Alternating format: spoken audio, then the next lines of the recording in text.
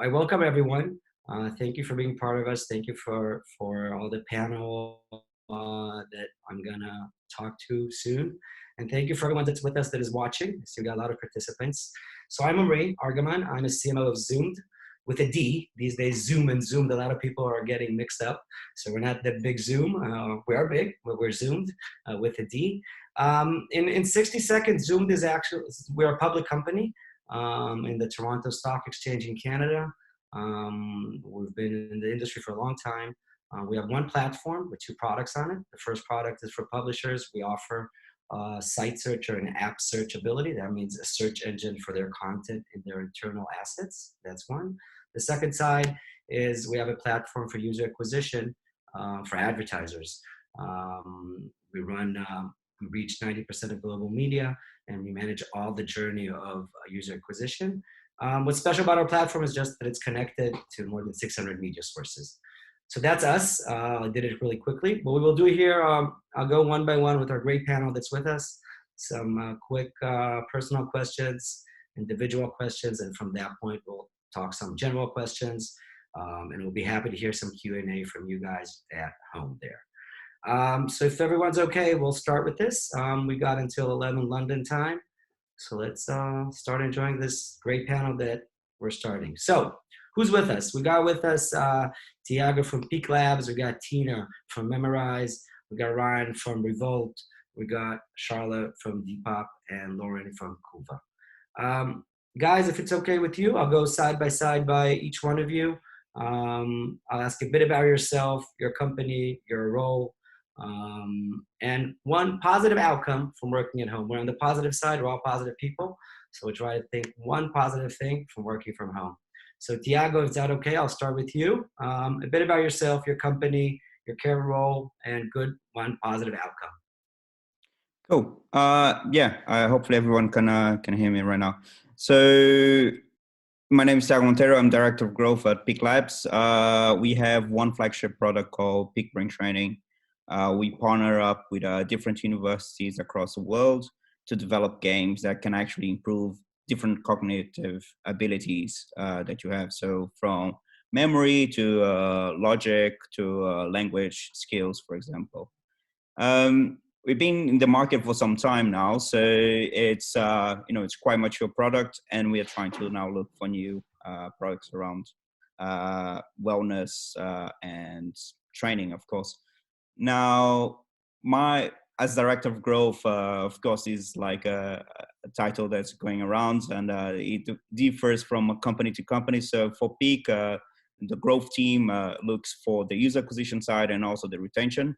On the user acquisition point of view, we do both paid and organic, and retention, we do the traditional CRM course, but also we work together with the product team to identify retention loops that we can implement on the product to make sure the users come back. In terms of one good thing of working from home, I can say my dog is very happy to have both me and my wife at home every time with him now. He's starting to get very needy though, but it's fine. Great outcome, great positive outcome by the dog, I must say. Great, thanks a lot. Thanks for sharing. I think it's interesting days for you, and we'll talk about it in the next few minutes. Tina, your turn.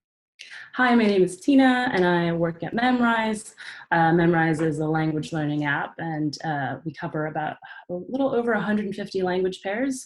And a language pair is the language that you speak and the language you're trying to learn. So, for example, for English speakers, we offer over 20 languages.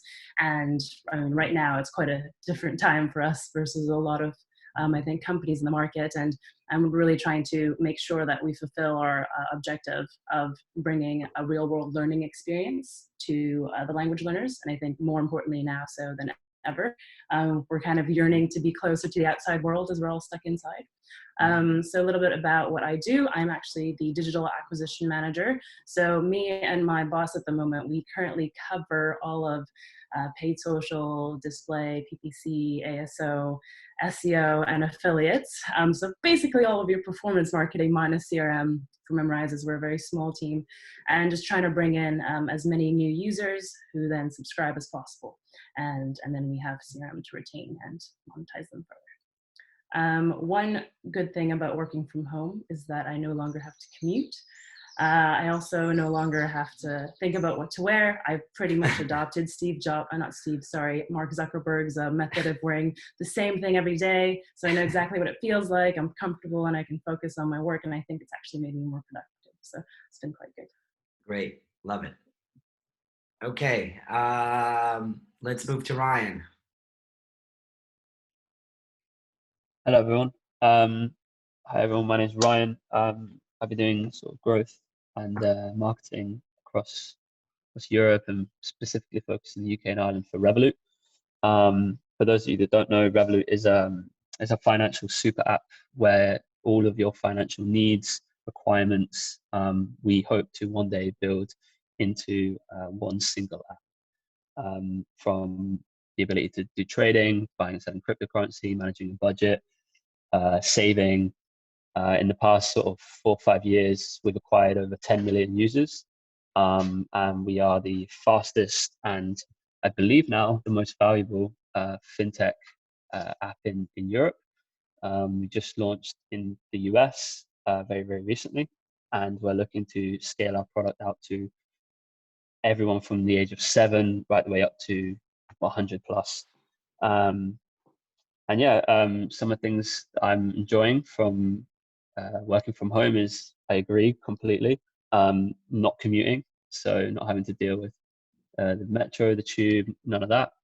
Also being able to cook my own food in my own kitchen, creating my own ham and cheese toasties or anything at all really. I can just go to the shop and come back.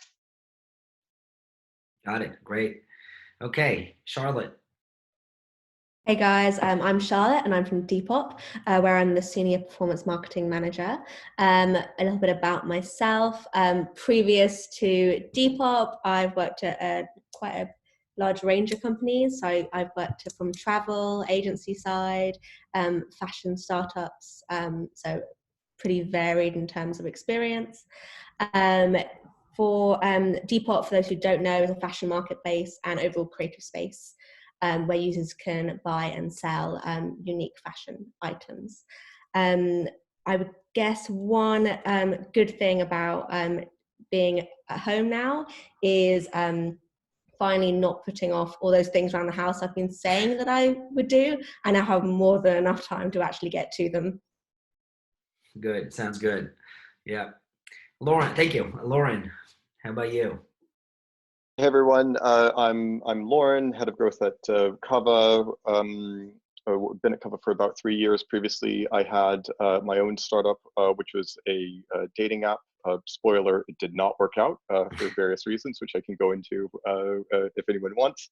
At Kava, we sell short-term motor insurance. For those people that aren't aware, the UK market's like very unique when it comes to car insurance, and the person driving has to be insured specifically on that car.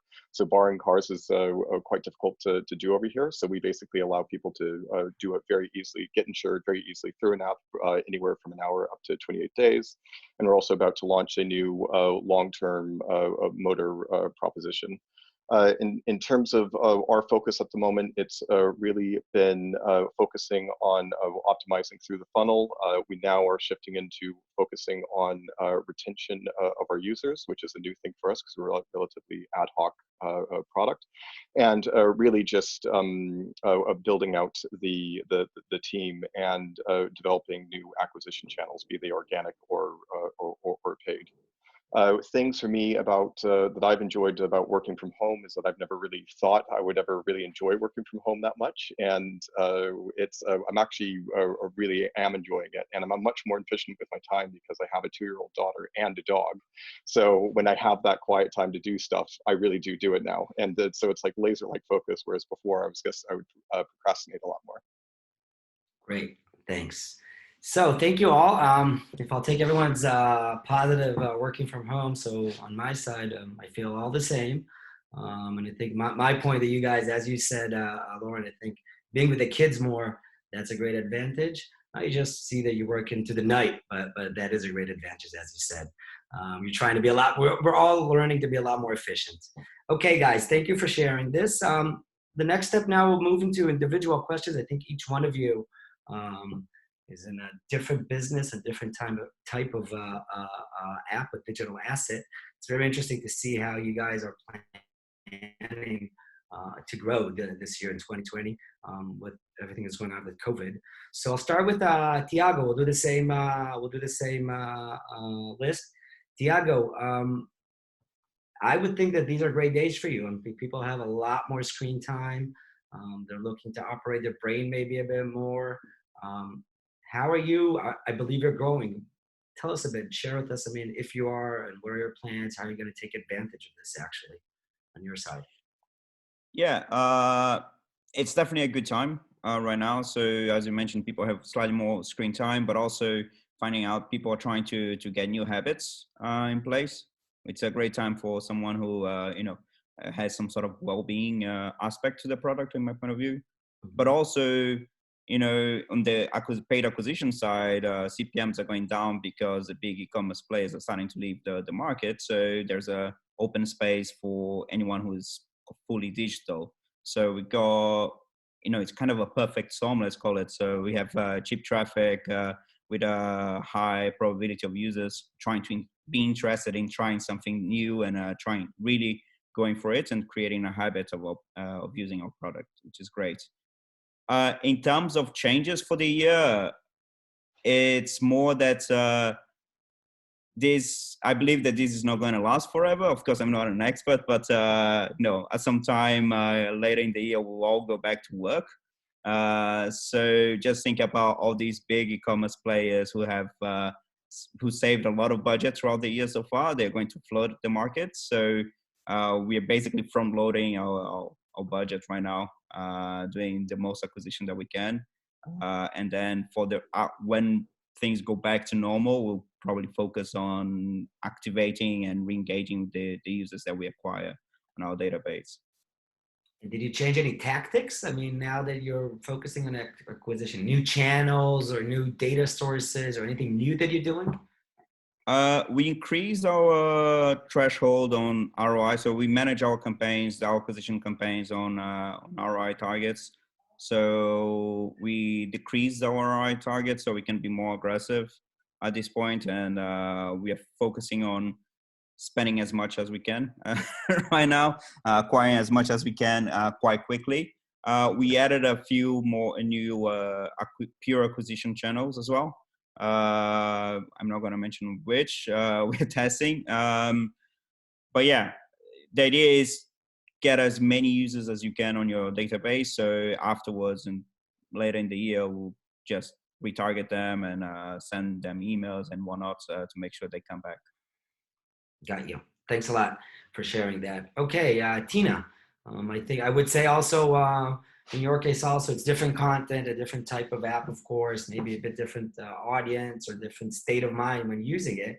But I would say, I would believe that also you are enjoying the extra screen time that people have. What are the trends that you see? How are you planning to grow? And what did you change on your side with all this COVID going on? Yeah, so I think COVID has definitely benefited us in terms of just organic growth. And I think we're trying to find a smart way of capturing that with spend so that we scale, but still in a cost-effective way. Because I think the difference between, say, like our product and Peak is with language learning, people are using it now, like the influx of new people who might not actually be that interested in language learning, but they just want to do something.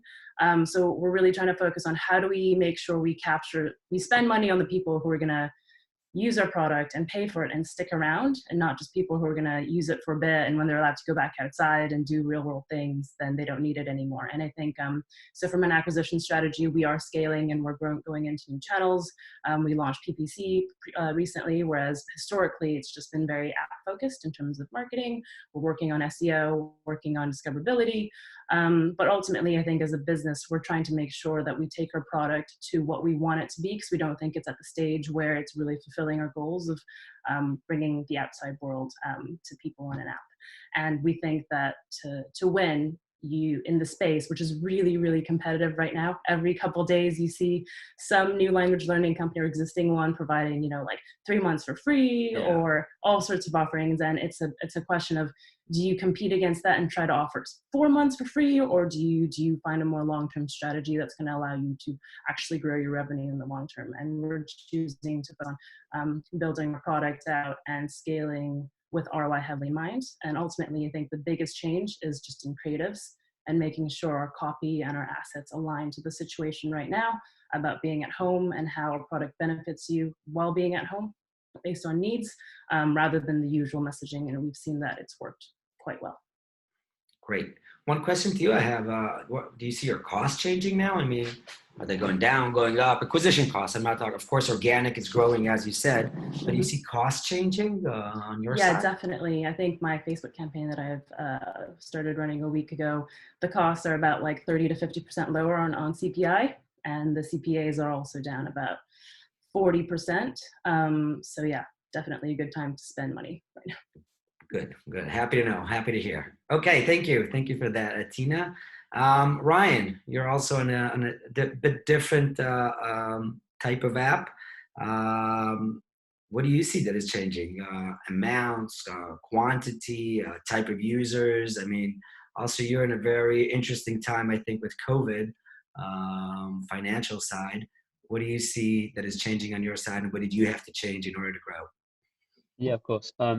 So naturally, as you probably imagine, everyone's indoors, so less people are going out and using their cards and actually making payments. I think that's just general across the board.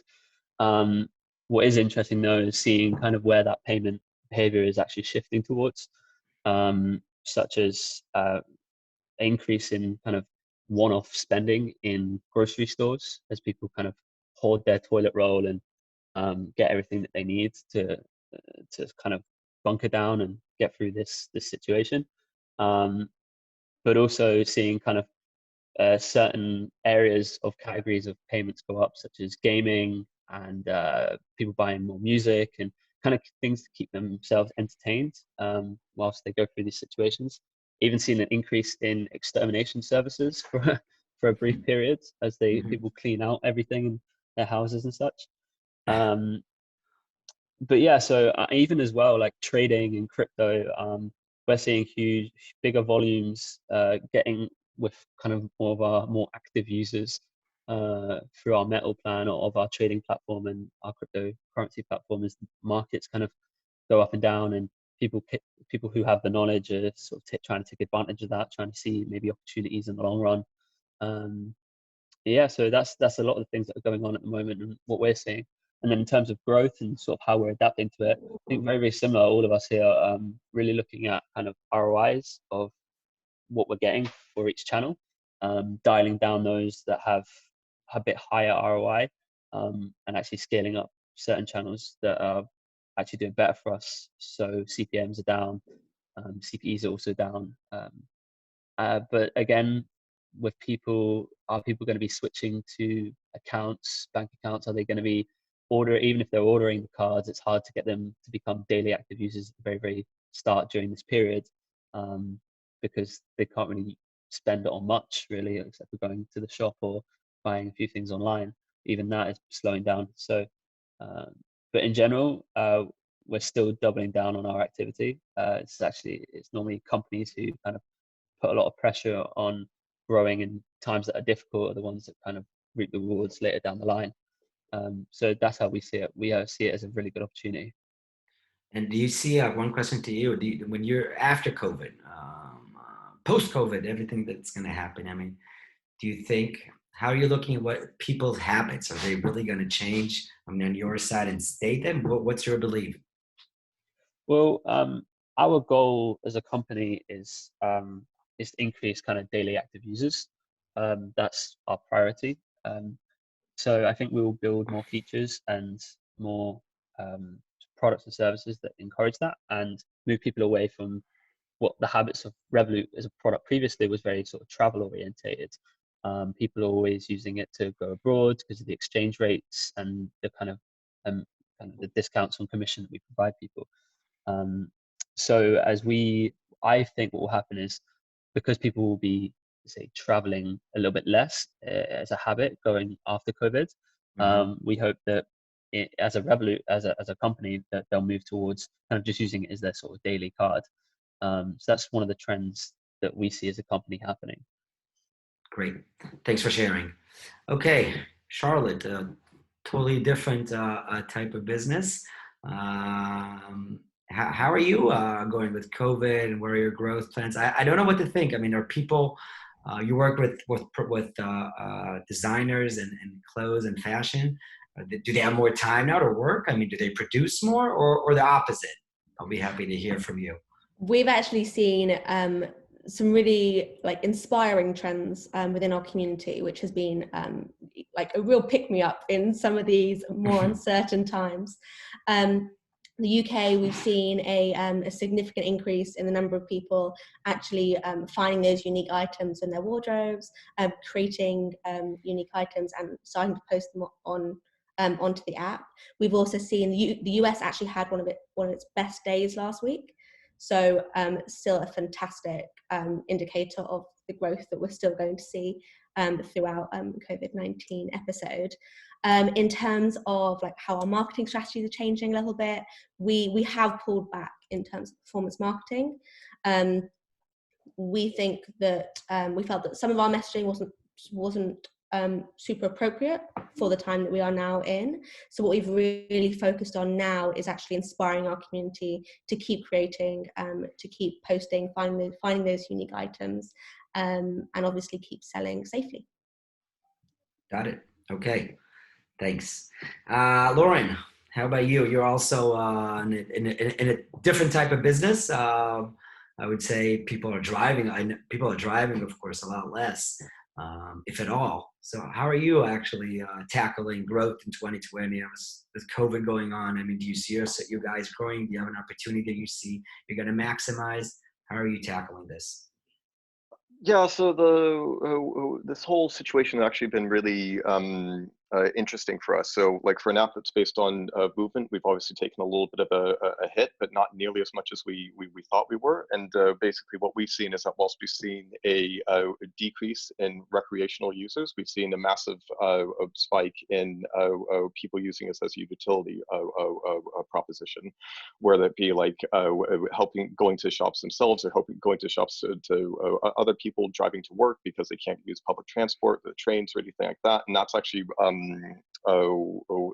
that's been like the most interesting thing to see what's happened. I think for us right now, it's what kind of similar to what Charlotte doing is that we had a lot of messages that's like, get out to the country, share the drive on a road trip, which obviously is no longer appropriate for these times. So it's we've over the past few weeks been speaking to our users a lot to understand how we can tweak the messaging and get it more spot on to what people are actually using us for now, and appeal to that specific segment of users, to make sure that they really understand the proposition that that cover can be used for. So and that's actually been very very interesting, because what we see is a fundamental change in behavior, but it's by no means been all negative at all, and it's just a new different type of user coming in to use us. Like Ryan was saying, we have the view that in times of volatility, there's enormous opportunity there to be had. So it's just our main focus right now is coming in and finding out how we can really understand how we can maximize what those opportunities are and how we can maximize that. Great. Okay. Interesting. I'll move on to two more questions I have to each one of you, and from there we'll move to the Q&A. Two questions. One, I'll start with Tiago, but I'll ask each one of you the same two questions. If you take one action, one activity, one tactic from 2019, there was a positive one, a good one, a successful one regarding growth, how is that going to be in 2020? What are you going to boost and make bigger and larger? If it's budget-wise, if it's resource-wise, something that worked in 2019, and you feel that it's going to work and keep on working 2020, also taking into consideration, of course, COVID and everything that's going on. That's the first question. The second question is privacy and regulation. I would be happy to hear each one of you. How do you feel that do you feel it's hurting or helping growth? What's your insights about privacy and regulations regardless growth? Sure. So I'll start with the 2019. So the first one, one thing that we played around a lot last year, and we start developing more and more on top of it, is creating content, which is a very interesting one. So creating content about how to improve your math skills and this type of thing. So traditionally, very branded for our blog. And what we tried to start doing was serve this content on strategic moments on our user life cycle to improve the engagement. And the first good sign of that was that we saw an improvement on the NPS score for the users who actually engage with this content. And what we started doing afterwards was, okay, how can we serve this content to free users, people who are still not pro subscribers, and make them, a custom flow for them, so they can start. They have improved the likelihood of becoming a pro subscriber, right? And we saw huge success with that, and that's something that we were planning to do. We had a few campaigns ready to go before this whole issue started with COVID. One of them was April Fool's, and we decided it wasn't the right moment for us to make something jokey and funny. So we decided to put that for next year. But we're definitely going to make more of these more content related campaigns that first goes through a very nice flow for the user, informing the user, giving more value to the user about our product, and then we try to convert them and also try to get them to recommend us to their friends. In terms of data and privacy, on the acquisition side, we saw nothing, no big impact. So our acquisition strategy is very similar to what we call a hyper casual strategy. So it's very broad, very low cost, very high volumes. So we don't use a lot of data there. So it's not a big problem. Now, where we saw some issues were in some product developments. We were trying to go more on a data-centric approach for some new products where we literally had to scrape because it wasn't possible anymore. And also some CRM activities saw some drop off because we rely on some data that we're able to gather. And before the whole issue with the new data laws, we were not getting the correct approvals from the user to use that data. So we had to stop them and review our approach. How can we do this more about action based than more about user behavior than user attributes, let's say. Got it. Okay, thank you. Very detailed answer. Thanks a lot. Same question goes to Tina. I'll just say quickly again, two questions. One, an activity in action, a tactic that worked good in 2019 regarding growth and user acquisition, growth in general, and that you see that you're going to make it bigger this year with COVID, of course, everything's going on. That's one. Second question, what's your thought regarding privacy and regulations versus growth? I mean, do you think it's killing growth or helping growth? What's your outcome? What are your insights about that?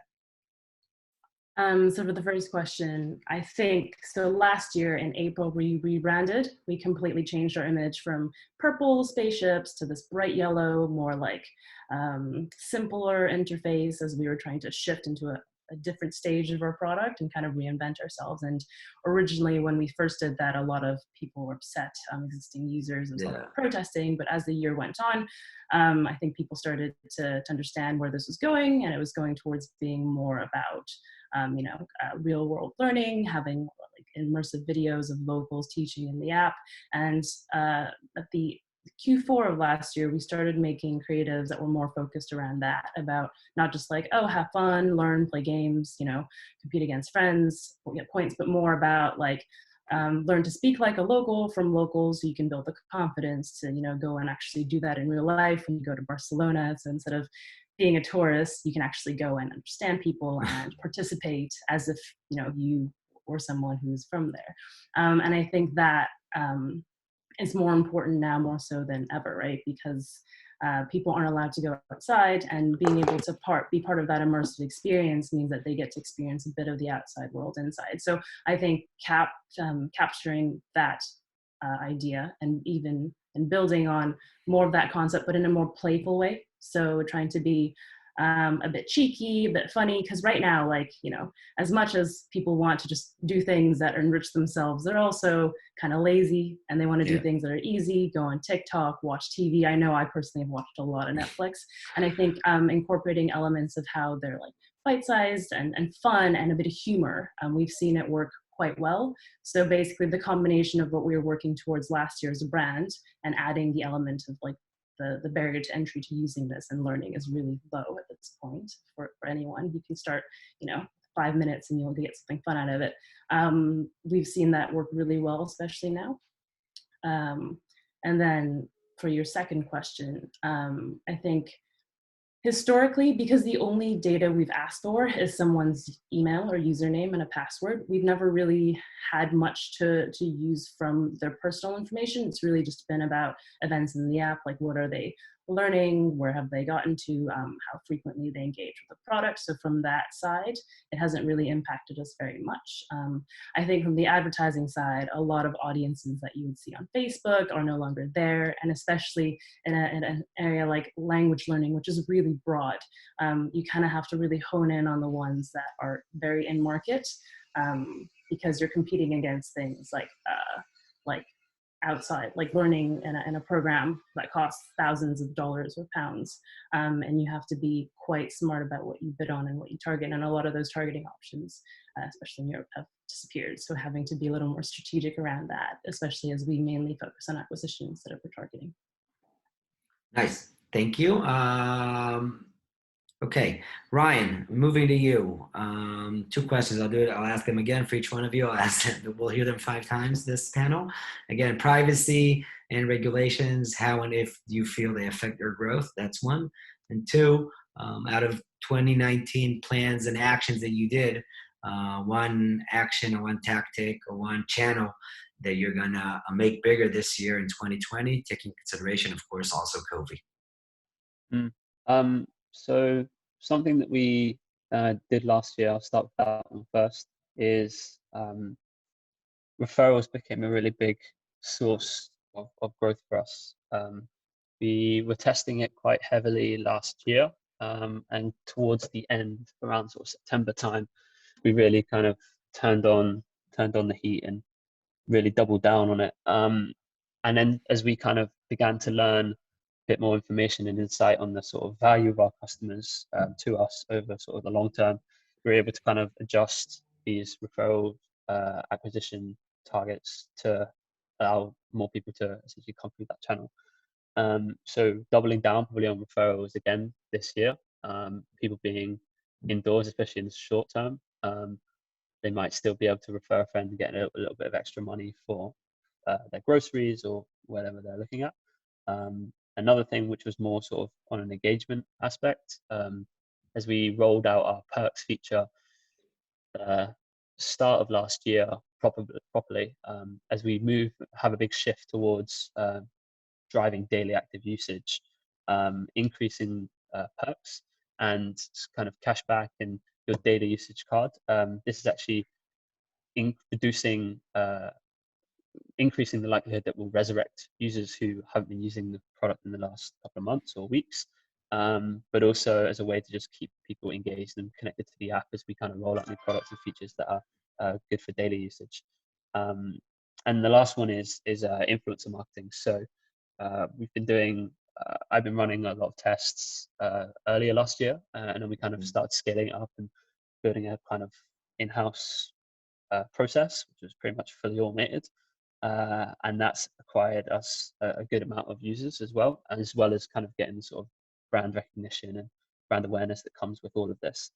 And actually, probably something we'll look to improve a bit more is that channel, with more people being at home, more people on social media, CPMs are lower, and influencers are giving cheaper prices because certain brands, let's say in the travel niche, are pulling their money from those channels because So influencers are kind of a bit out of money at the moment. So they're providing cheaper rates and also cheaper CPMs. There's more people watching. And then Are when you it running comes with the to, same group of influencers since last year? I'm interested because a lot of people in the Q&A are asking about influencers. Are you running with the same set of influencers that you found are good for you last year, or you're just checking new ones all the time? I mean, how do you work on that? a bit of both. So Both. we look at the one. Oh, I in particular, I look at the ones that have been performing good, based on kind of our metrics that we're aiming for. And if they are performing well, we look to kind of re-engage them and do more activities with them. But there's also a finite amount of really, really good ones that you can really connect with and work with on a long term. So you have to consistently kind of look in the market and try to find new ones. That's why it's a combination of both sides. And then when it comes to more the sort of privacy side regulation and how that affects us, which is definitely a big factor of our growth. For example, getting a banking license is a big hurdle that we need to overcome in certain countries or certain districts and areas, so that we can kind of offer more daily services, more longer term, more profitable services. So in terms of product development, regulation in particular does slow down our growth. But I think actually because we're one of the kind of front runners in fintech, the government is starting to keep. I know we are moving very, very fast, but I think you've got to give props to the government. And I know it's like trying to move a Titanic, but they are moving very, very quick in consideration because there's so many more fintechs coming in. Online banking, digital banking is becoming a big trend and a big thing at the moment. So we're actually trying to essentially rewrite laws and rewrite activities that are going on in certain countries, even outside of Europe, in the US, in Australia, and Japan. So it can be a factor in terms of speeding up our go-to-market launch, because you have to deal with a lot of stakeholders and get licenses, and there's a lot of hurdles that you need to go over. But it's obviously for the best. They wouldn't be there if they weren't there. Then banks would take advantage of that, and us people would not be in a good position. So you kind of have to take it as it comes. Got it. Okay, thanks. Charlotte, on your side, again, privacy regulations, and a good, something you're taking from 2019 to 2020, if it's a tactic, if it's an action that you did, if it's a channel that you're going to boost this year, 2020, regarding growth, of course. Yeah, so we did lots and lots of testing last year. Last year was a big year for Depop. And one of the key learnings I think we really brought forward, and that we're continuing to run through, I think, for the foreseeable future until we have the next learning, is that digital marketing is just an extension of the conversation. And actually our audience in particular want to be spoken to like normal people. And that's really about creating engaging, relevant content that actually speaks directly to that user, to their interest, their demographic, etc. And we've really found huge success with especially testimonial-led content from our actual community. Mm-hmm. We've seen, actually, particularly on TikTok, we found that people were actually remaking our ads, but giving their own spin on it, which was really interesting to see. It's a dream come true for a marketer, for people to remake your ads. It's great. It's really nice to see that our community and our audience are engaging creatively with the same way that we are trying to engage with them creatively. Yeah. So that's been fantastic. In terms of data regulation, this hasn't really had an impact on our digital marketing efforts and our performance marketing efforts. Yes, there are some audiences on certain platforms which are no longer available, like Tina said, but overall, I certainly haven't felt that any of these small changes in terms of running on a day-to-day have really affected our growth or our growth potential going forward either. Got it.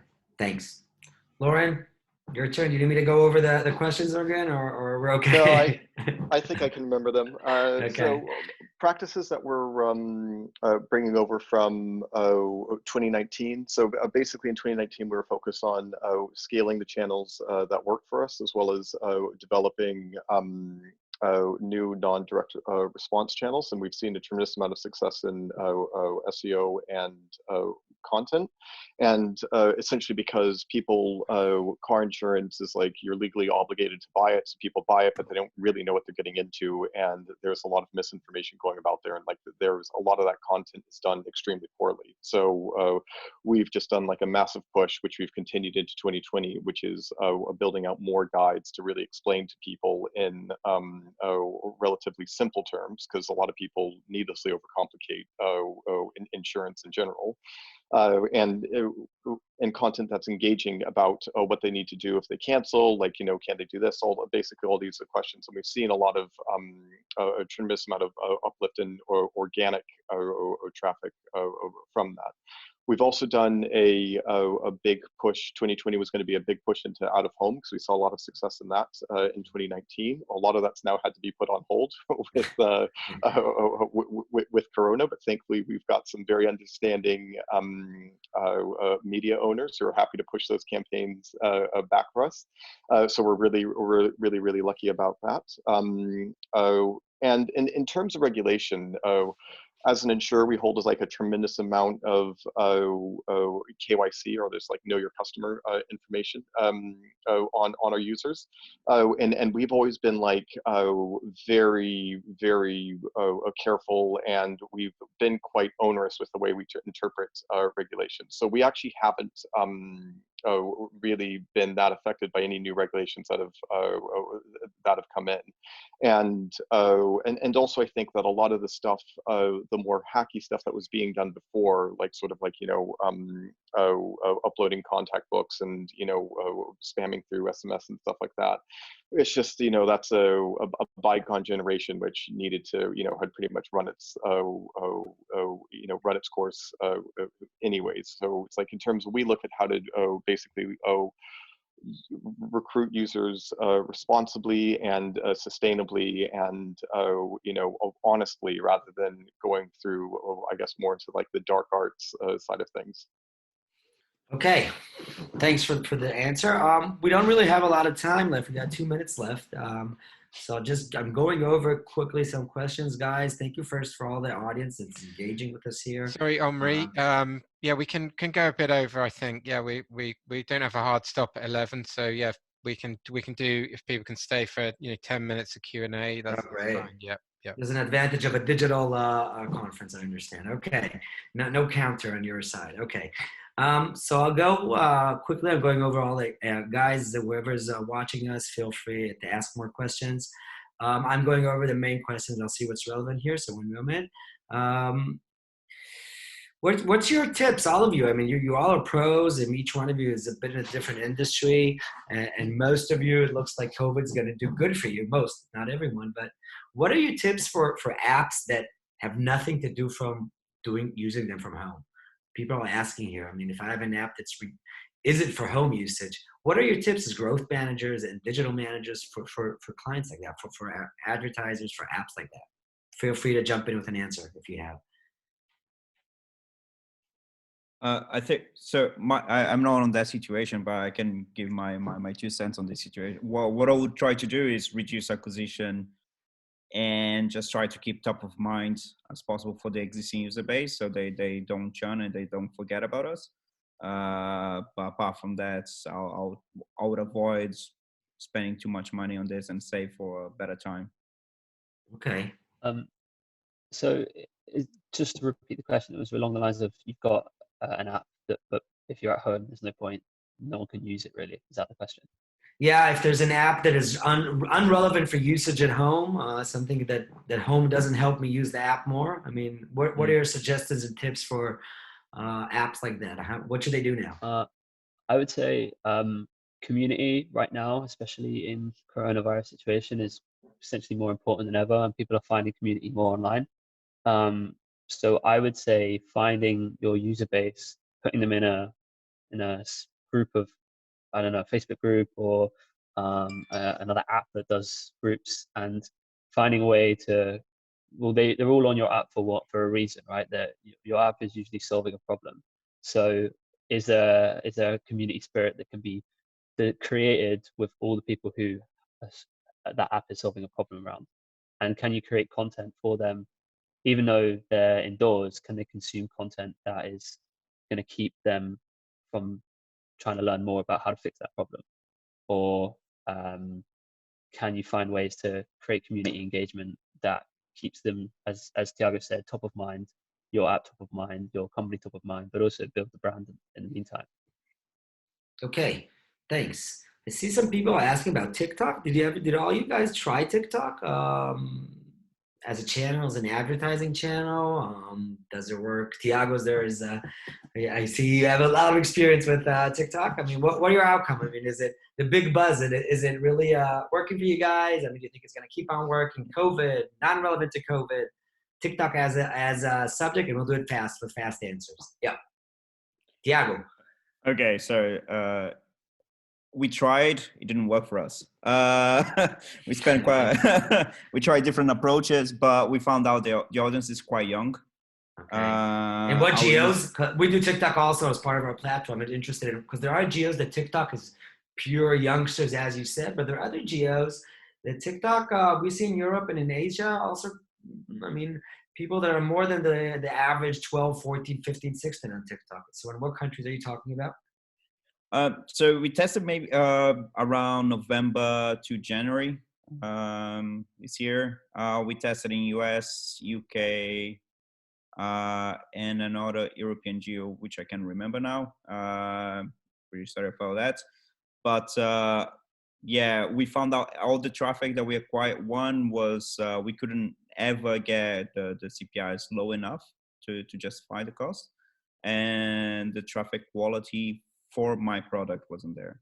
I'm not saying that that's the same for everyone else, but for example, compared to Snapchat, we are able to get similar or even slightly lower cost per install, but the user base tends to be slightly older, at least for our approach to acquisition. Okay. We've Yeah, seen. we saw. Oh, No, go ahead, Charlotte. thanks. Charlotte? We've seen.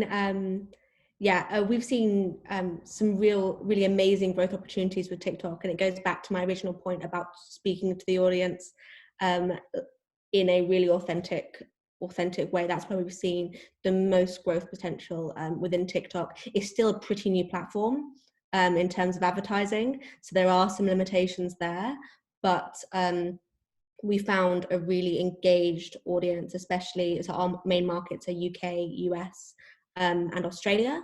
And we've seen, a really engaged audience within TikTok, and that's also where we've really been seeing people remaking our own ads, which has been fantastic to see as well.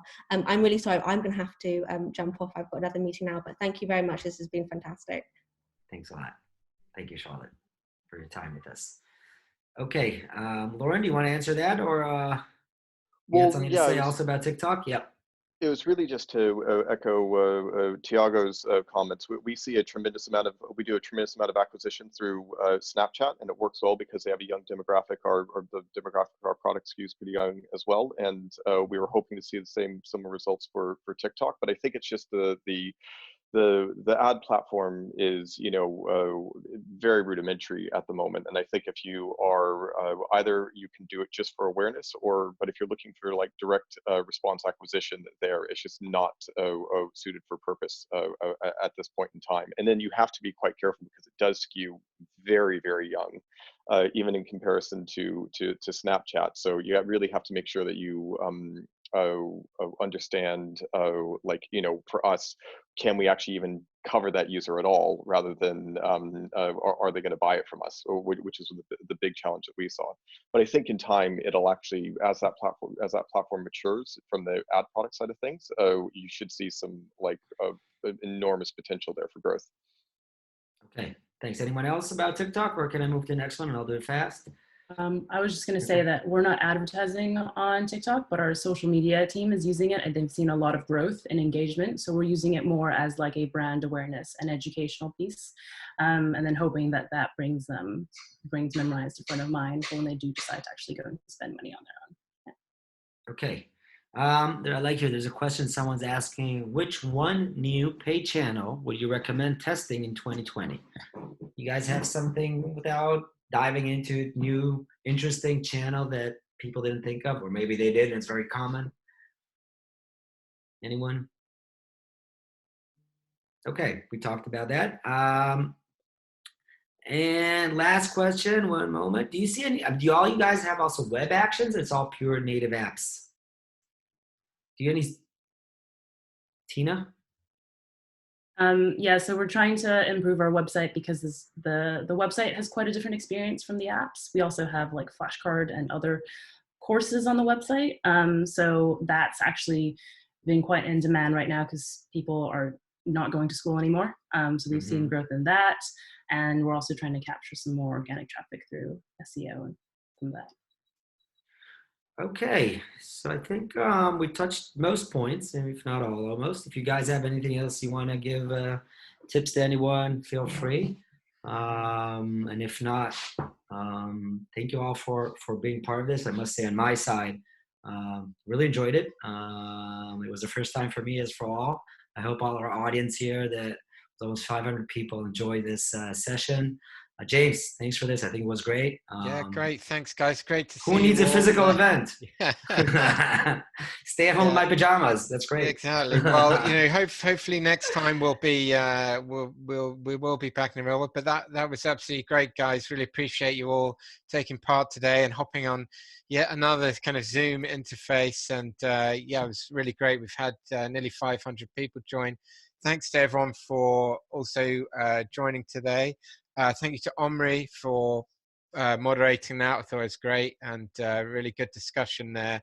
And yeah, thanks a lot, guys. So we're going to be next up. We have Alexandra from Skyscanner. She's going to be talking about what COVID-19 impacted app businesses can do. I'm really glad on this call we've had a lot of positive vibes going on, and a lot of people seeing a lot of growth, and I'm hope that means we can all be confident that the app business can really grow through this, same as it did the mobile business as it was then grew since the 2008. So hopefully that's good news for everyone. So thanks, and we'll see you on the next one. Thank you very much. Bye-bye. Thanks everyone. Bye-bye.